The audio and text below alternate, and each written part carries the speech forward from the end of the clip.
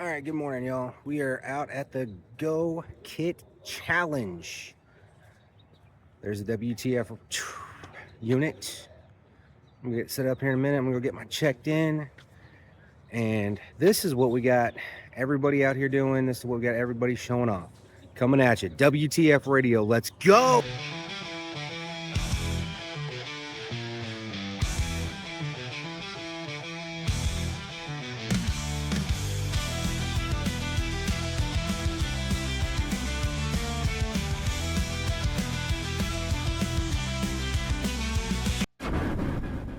What?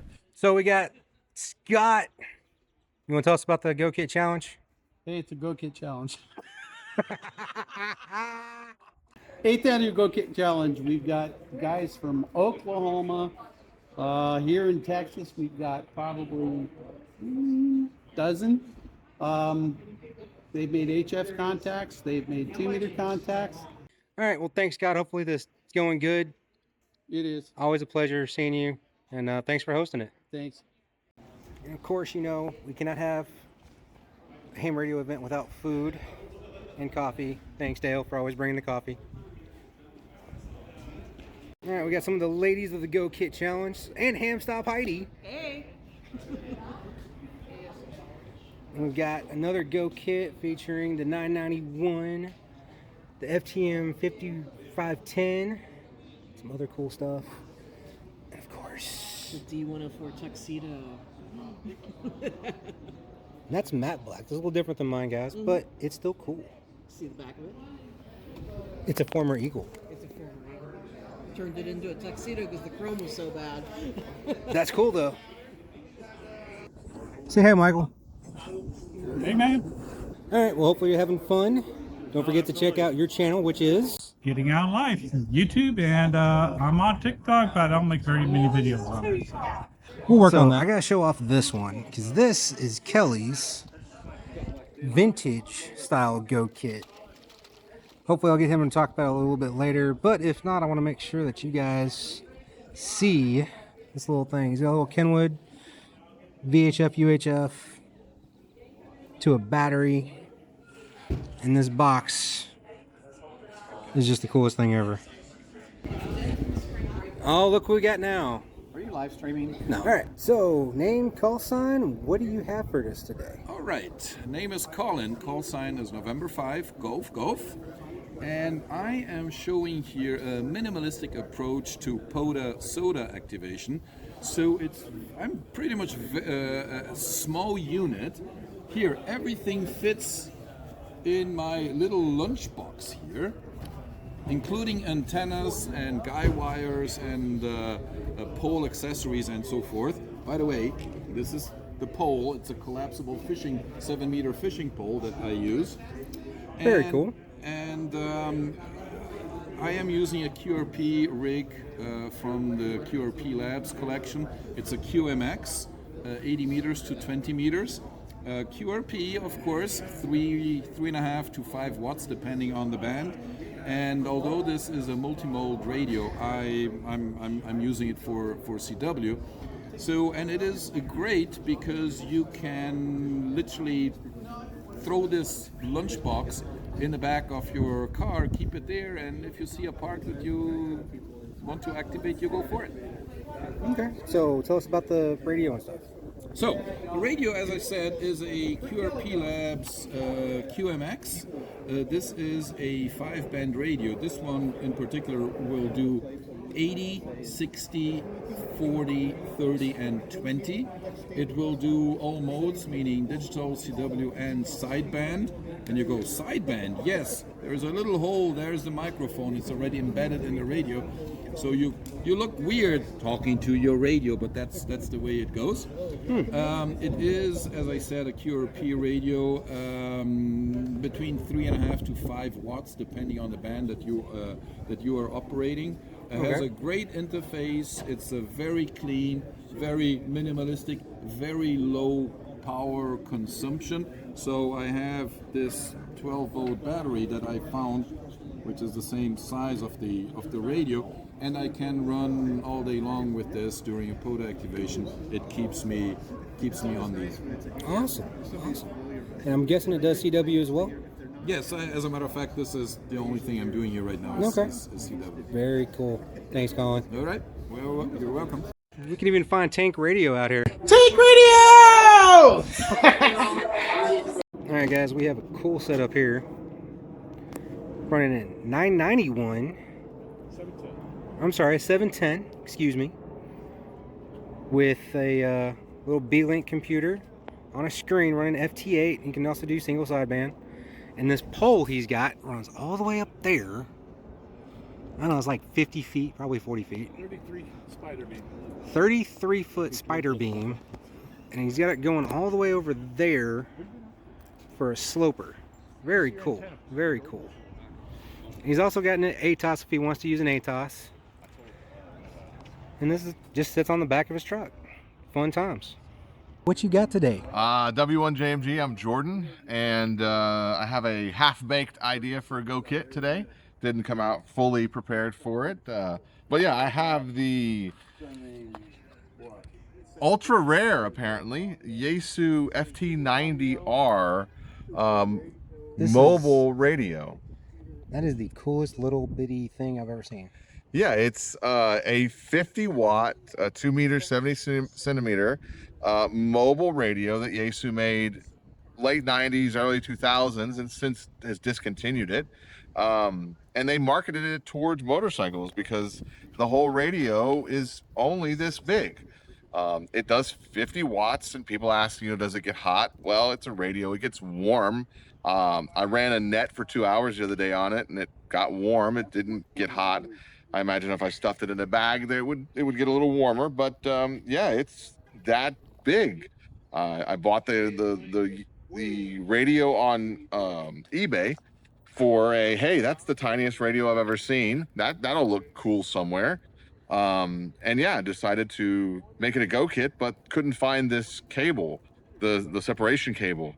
It doesn't exist as far as I can tell. It's not on the internet anywhere. Nobody's selling them. So I found a guy on a groups.o forum that was in Germany making these 3D printed cases and the cable for it. So to make the separation head work. And so I bought that, and yeah, this is what it is. So it can pop on your motorcycle. It can pop on a little chest rig here. It can pop in your car wherever you need it to go, but it's a little tiny 50-watt.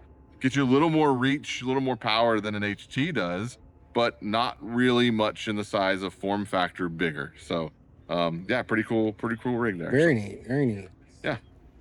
And what about that little antenna you got? The antenna. This is a Chameleon Yagi that I use for satellite work. It's got a little handle on it so you can turn it vertical and horizontal, and it folds down pretty easily as well to make it super compact. Of course, Chameleon makes pretty expensive stuff, but it's really pretty generally good engineered too. And yeah, this little antenna, I can connect it to the Yaesu here if I needed to. I can connect it. I have another ICOM I use for my satellite work. That's a little easier to do the full duplex than a 90s radio. It's a new, more current radio. But yeah, just use this guy for quick, easy stuff. It's great for fox hunts too, if you want to use it for a fox hunt. I have a Kraken at home that I use for fox hunt. Use that radio array there, the antenna array. But this is great because you can attach it real fast to an HT and do some real quick fox hunting with it. And then it's easy to point at the satellites as they're passing by as well. So yeah, a little Chameleon thing. Awesome. Not too bad. I think everybody should have one, I agree. You should get one, Sean. Oh, geez. Thanks. Yeah, you need one. Just put it on the rig over there. Just point it out. Yeah. Get a little rotator for it. Put it on a little rotator joystick controller. Yeah. Up here in the roof, you just move it around. Be dope. I like I don't have enough stuff up there already, right? No, not at all. Not at all. Thanks, Jordan. Hey, thanks, Anyways, so this is my battery box. So this is kind of a standalone box. So like if we're doing like parks on the, or if we're doing field day, or like we have the Texas Parks on the Air coming up in April, overnighters, this box mainly will hang out in the tent and power, the tent. So it's got a 12 volt, 100 amp hour watt cycle mini battery. It's got a 2,000 watt power inverter in it. So I can plug in my margarita machine here. I can plug in my coffee maker here. So this is the monitor, the meter for the inverter. And then on the front, so here, let me turn it on. So this is the battery monitor. So it gives you all the stats, how much battery you got left, temperature inside the box, and all the other fun stuff that battery monitors do. So it's got USBs, USB-Cs, my power poles. So on that side, you already saw that. This side has my solar charge inputs, so I can hook up my solar panel over there and plug it in right here, and it'll charge the battery as well. Okay, guys, I don't know what happened. Mike's died. So this is Brandon's major part of the Go kit. He's talking about how he's got a 12-volt battery in there. I think if I remember correctly, he said it was a 100 amp hour. That is the control for the Optima for the FTX1. He's also got in there a B-Link computer. You saw that little mini computer, which he can run FT8, log his stuff, and all that kind of fun stuff. He does have it there, so all of his mounts and stuff can go up there. He has control power there, USBs, main control switch. He's even got little lights hidden up under the latches. That's freaking awesome as far as I can tell. Now the other cool part is he can have shore power there and then solar controls there.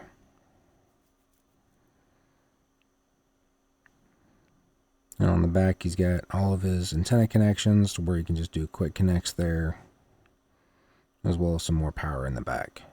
USBs, HDMIs.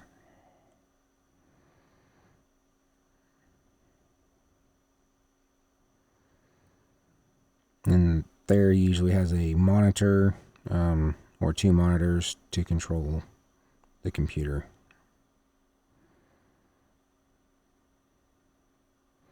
And he'll mount those clips right there with the radio sitting on the top. But that's okay. I hope everyone had fun. I have enjoyed it. It's great to see so many people out here today. I want to say thank you to, we had 2 club sponsors that were awesome for us today. The Louisville Amateur Radio Association and the Lake Area Amateur Radio Association. Both provided financial donations to make this possible and help offset some of the cost. So thank you to that. We had some of our board members that provided some things. Jordan provided us with breakfast. Debbie provided us with breakfast. Dale provided us with coffee. Scott Croft took care of preparing the acrylic plaques that the winners will get to take home and keep. I think Scott took care of the dog tags on the trophies that rotate to the next winner. So special thanks to all of those folks who helped put that together. Who did I leave out? How about everybody that showed up? Well, absolutely, we thank everyone. Didn't I say that? Volunteers. Oh, and thanks for the volunteers. So Kathy and Heidi took care of the registration. Kathy, Heidi, and Debbie took care of the registration table.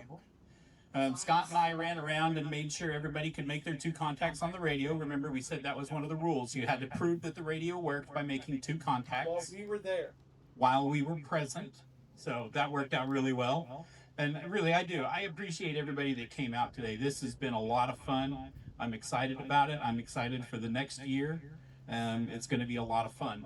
So we had a couple of donations this year. We had a knife donated. And here, Peyton, would you hold the microphone for me? Don't cut yourself. He's not gonna cut himself, Scott. So we had a donation of a knife that we were able to raffle off. People who came out today were able to make a $10 donation and get their name in the raffle. So where's my YouTubers that are mobile? I want you to see the quality of this knife that was donated to us. This is a Kershaw knife. Okay, mobile So, category. Anyway, is... Actually, I'll take it. It's at the very bottom. Hold on, I'm looking. Gotta get my other glasses or something. NE5GT. Greg. Greg!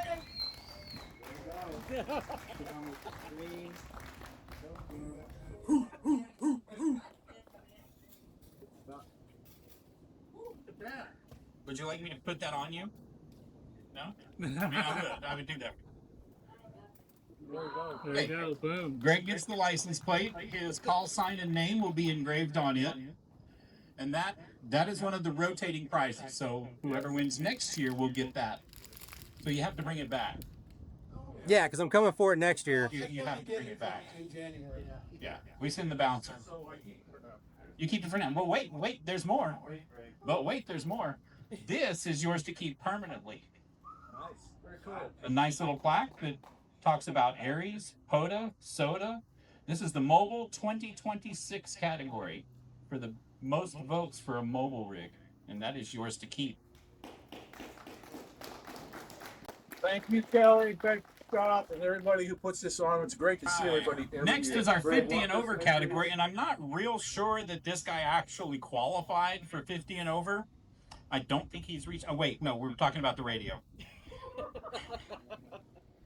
So 50 and over, that's for the technician class license especially. That's really what it was created for, was to give the technicians an opportunity to compete. It's supposed to be 50 megahertz and over. Don't get technical with me. I know there's some privileges below that, but we're not talking about that. The 50 and over category goes to Brandon. KJ5LXS. He told us he was going to win. He did. That he did. Okay. The baby cup. Okay, the baby cup, we'll get a dog tag with it. I like it. And it'll have your call sign and the year. And that you have to return to us. The plaque you will get to keep. And that is in honor of you winning the 50 and over category. Thank you for all the tickets. It's been a long year of building that monstrosity. So, good shit. All right. Tell you what. Highly coveted Hamburg Cup. This was the original cup that was given away at the very first Go Kit Challenge. Second. Was it the second? Yeah, because you gave participation trophy. Oh yeah, the very first one. Everybody that showed up got a participation certificate. That was kind of funny. Anyway, okay. The Hamburg Cup goes to KI5OEB. James. Where's James? And it goes to Oklahoma. Where are you from, James? I am from Enid, Oklahoma, and I'm also the representative of the Oklahoma Go Kid Challenge. Oh, no. Somebody named Scott challenged me to come down, and it just so happens that I'm in the area today, so here I am. All right, so here's the deal. The Hamburg Cup, the most prized possession of any Go Kid Challenge winner, is yours for the period of 1 year. The deal with the Hamburg Cup is it is a rotating trophy. It will go to the next winner next year. Now, you could win it again next year. There's nothing wrong with that. But you gotta bring it back at least so that we can. I will probably leave this for you guys, just in case I don't make it next year. Hey, James, That's we got photos. Well, there are a few appreciate people that are talking about wanting to go up there and have a shootout. I only know of one person that's talking about that. Just had a person ask me about that, and I had a second one. Okay, little advertising here. The Enid Hamfest is in November, and we will be having a Go Kit Challenge from Oklahoma. So I would invite anybody that wants to come and show their wares, please come up, because that was, although very lightly attended, they had some really keen kits, and nothing impresses better than somebody who's came up with his own idea on a kit. So bring them on up to Enid's Hamfest in November, and we'll welcome you. Challenge accepted. Thank you very much. We have similar categories, just like you guys. Same three, I think. Okay. So yeah, bring them on up. We did not have anybody enter the mobile category, throwing that out there, Just saying. last year. So come on up. Thank you. All right, and that is yours to keep. Thank you, sir. Thank you very much. Thank you for making the trip over to see us. We really appreciate it. It's good fun. to have you. It's fun. And I had the best time of anybody here because I had 3 youths down there as a captive audience for pretty much the whole time, and I missed almost everybody's stuff up here. I had to make an effort to come up and play with you guys, but I do like that the kids that came out got to see some ham radio. Thank you guys. Thanks, Scott. All right, guys. Well, I appreciate you guys watching this video. That's pretty much my unit. Hope you guys enjoyed the video. Was checking out everybody else's setups, go kits, give you some ideas for yours. If you guys are in the North Texas area or ever come around the North Texas area, third Saturday in March, Go Kit Challenge in North Texas. Come check that out as well.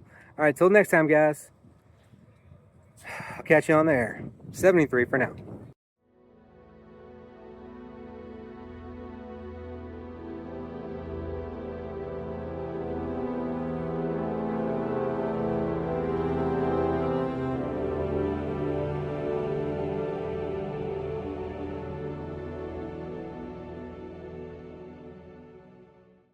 So my name's Brandon, KJ5 LXS, and I've been a ham radio operator for 6, maybe 7 months.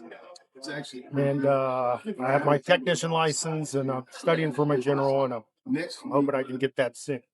But you know, my dad was a ham radio operator. He's been doing this, you know, he's been a ham radio operator in some way, shape, or form since I was a little kid. I've been around it my whole life, but I always thought it was kind of, well, nerdy. Wasn't my thing. I was into sports and girls and stuff like that, so I never really got into it. But my dad came to all these events, and he came to the Go Kit Challenge every year, and I think it was in 2023. A gentleman named, I think his name was Cliff. He brought this pack out system, and it was all decked out. I went back and watched the video, and it was pretty sweet. Like I was like, that's awesome. So mom says that when they left the Go Kit Challenge that year, that they left and went to Home Depot, and Dad bought the Milwaukee pack outs. And when he got home, he started taking his little bitty briefcase Go Kit apart and started putting it into the to his pack out. I guess he was gonna build his new Go Kit like Cliffs, and so anyways, dad was sick. He had cancer, and he just got to a point to where shortly thereafter, 2023 is kind of when it started going downhill a little bit. And when he passed away last year, and we were kind of going through all of his radio equipment, and God, so much stuff. But we were trying to get the estate together for the ham radio stuff. Picking out what we wanted to keep. I wasn't an operator. My mom wasn't an operator then. My mom. So in the past years, she went from technician to general to extra in about 3 months. Just show off. She makes me look bad, but anyways, so then I got my technician license. But when we were gathering up all this stuff in the estate, I asked Mom, I was like, what was Dad doing with the pack out stuff? And she was like, well, he's gonna build his Go Kit out of it. And I was like, huh. So I was like, well, can I have it? She was like, yeah, sure. So I brought it home, and I started thinking about it, and I went back to start watching YouTube videos, and that's where I stumbled on the 2023 Go Kit Challenge and the 2024, any other Go Kit videos I could find. So I went back and started watching those, and truly between my dad and the Milwaukee tack out and doing all that. It's kind of what made me interested and made me, I guess, cross over the line from being a nerd thing to something that I wanted to do.